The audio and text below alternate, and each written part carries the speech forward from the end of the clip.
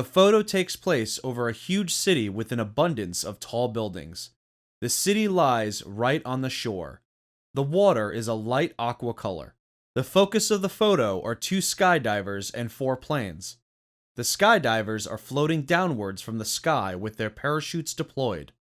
The parachutes are labeled as belonging to the U.S. Army. The two skydivers are releasing streaks of red powder as they fall. In front of them, four planes fly at an angle.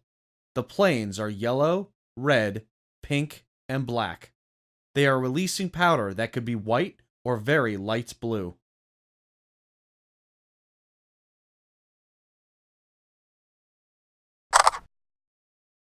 The photo takes place over a huge city with an abundance of tall buildings. The city lies right on the shore. The water is a light aqua color. The focus of the photo are two skydivers and four planes. The skydivers are floating downwards from the sky with their parachutes deployed. The parachutes are labeled as belonging to the U.S. Army. The two skydivers are releasing streaks of red powder as they fall. In front of them, four planes fly at an angle. The planes are yellow, red, pink, and black. They are releasing powder that could be white or very light blue.